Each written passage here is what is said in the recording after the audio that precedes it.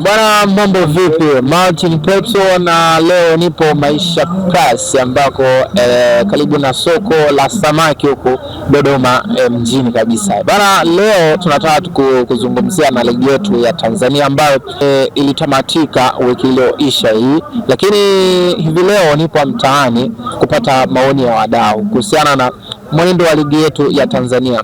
TFF wanaiona wapi na makosa ambayo yamejitokeza katika msimu huu? Je, ni wapi TFF iende karekebishe? Ngoja tuanze kuongea nao tupate maoni zaidi. Bana, mambo vipi? Haisi safi kabisa. Wanakuita nani vile? Wananiita Lulu Michael.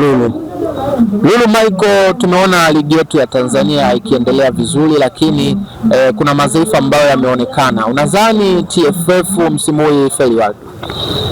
TFF bwana, siku zote sisi tumekuwa kama tumeizoea kufuatana na changamoto ambazo zinajitokea, lakini kikubwa zaidi sinataka changamoto hizo ziishe kwa waamuzi. Kama inaonekana waamuzi wa kwetu hawafai na wanalalamikiwa kila wakati, ili TFF ifanye mabadiliko kuita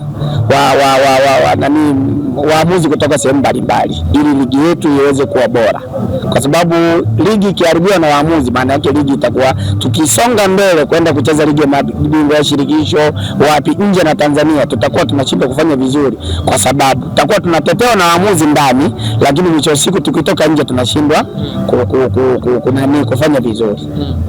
Unadhani TFF wameonyesha udhaifu wao ndio walikuwa wanasababisha, au waamuzi wenyewe walikuwa na?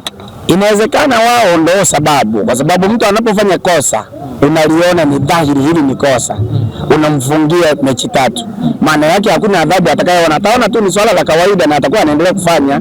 Toa adhabu, mfungia hata miaka 2 ili ajirekebishe wapi penye matatizo, lakini unamfungia mwamuzi, anawanyima timu nyingine point, alafu unamfungia mechi 3 au unampigia faini ya $500,000.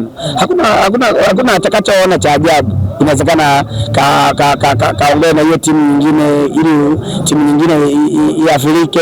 Huwezi kujua, labda kuna hela amepewa au na nini. Kwa hiyo fanyeni uchunguzi, sio kumpa adhabu za kawaida.